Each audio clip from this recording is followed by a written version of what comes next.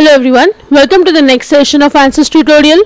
Today I am going to solve the second problem for plotting stress strain curve and force displacement curve for structural steel. The question which I have chosen is for cantilever beam subjected to UVL we are going to plot. You can see there is a cantilever beam here and it is subjected to UVL whose load per unit length is not given and the length is some random value I am going to choose. So let's get started with this problem.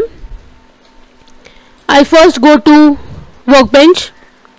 I'll choose static structural.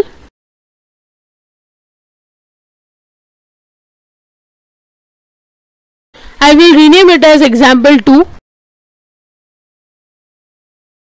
Right click on geometry. New design modular geometry.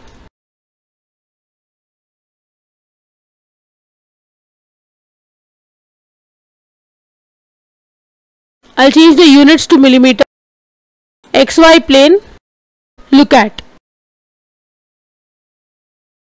Today I have chosen a H-beam as the cross section. I am going to solve for the first dimension of H-beam. It has two flanges. These ends are called as flanges and this section is called as a web. So the dimension of the flanges need to be known and of the web as well is the width and this is the depth or the height as you can call it. The width B is given as 100 for the first H 100 by 100 size. The value of H is also 100 mm and TW, that is this value is 6 and TF, so this thickness is given as 8. So I am choosing the first one from this table. You can choose any other one and you can solve. For solving this, I am not going to make an I section. I will go to concept, cross section. In ANSYS directly the cross sections have been given. So I am going to choose the I cross section. There is a small difference between the I and the H cross section. In I cross section, the value of this TF and TW are going to be lesser as compared to H beam.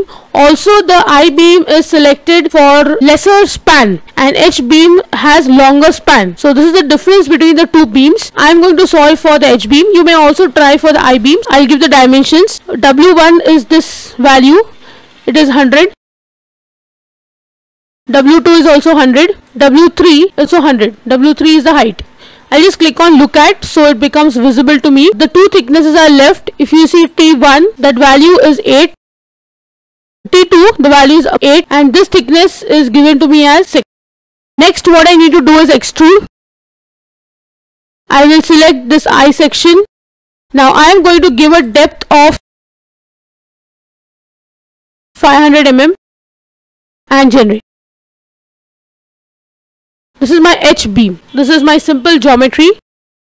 Next I'll double click on model.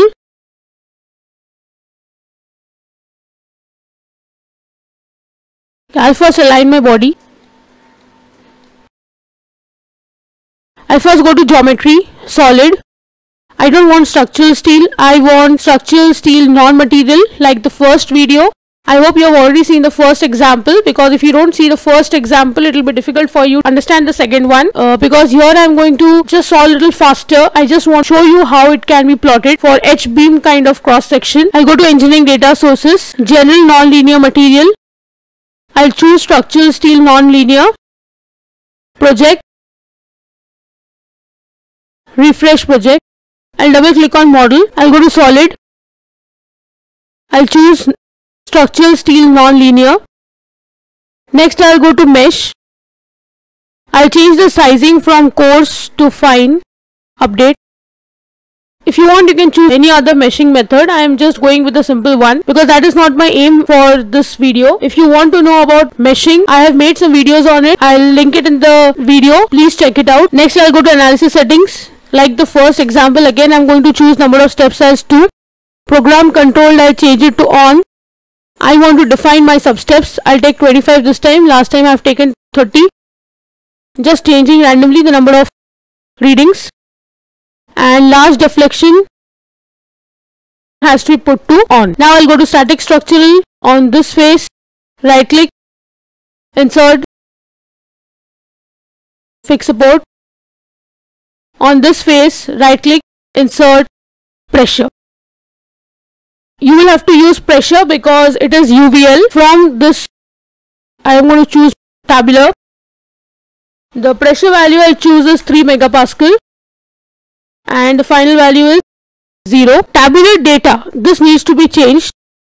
Here I'll choose Z axis because along this axis my UVL is going to be exerted. So I'm choosing Z over there.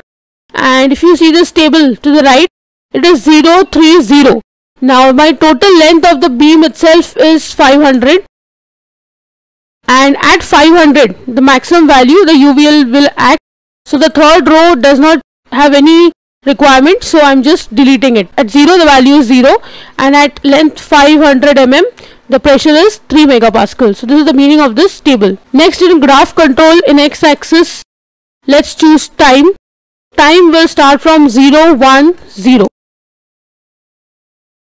And I'll just check the Z once. Okay, it's correct. Okay, pressure is done. I'll go to solution, solve.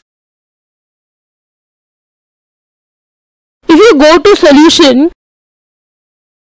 you can see over here elapsed time. It took 2 minutes 12 seconds for the entire solution to be obtained. So this is one thing which you can just make note of. Solution information, I was choosing solution output to force convergence, wherein I was getting this graph.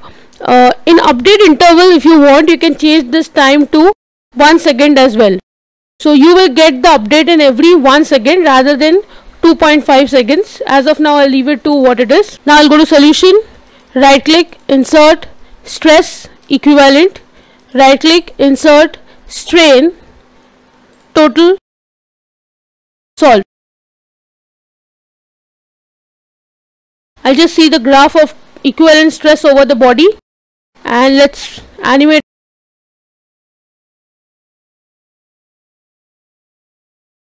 Okay, so this is how you get the graph and the animation part. Total strain, this is the graph and this is how you see the animation. Now we will go to the results that we want. Like in the first example, I'm going to choose the same way or the same method of solving. I will choose a node, right click, insert, stress, equivalent. At the same point, right click, insert, strain, total. Also, I want to know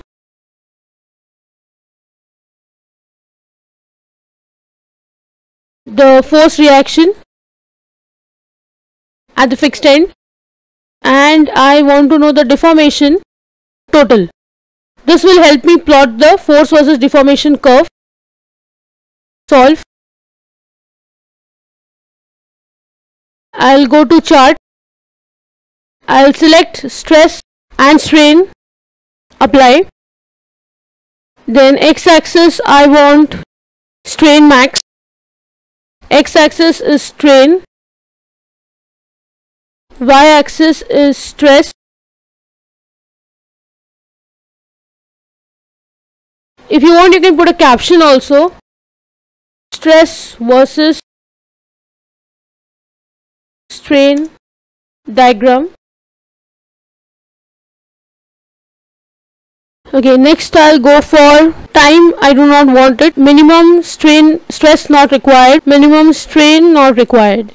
So this is my graph, something which you have already obtained in the previous numerical. It is quite similar to it. I'll go for creating another chart. Apply.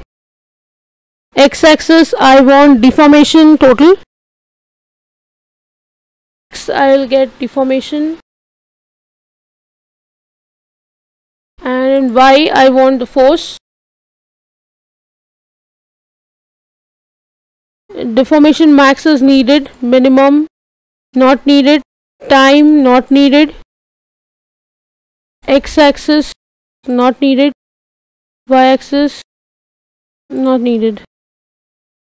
Force, sorry, here it's not force, it's deformation max. So display Y not needed.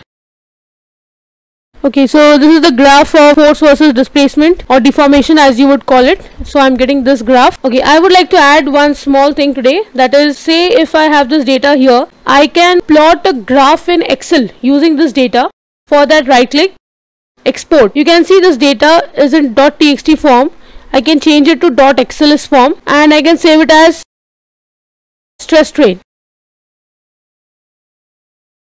So I just saved it. I'll show you how to plot the graph using these data in Excel as well.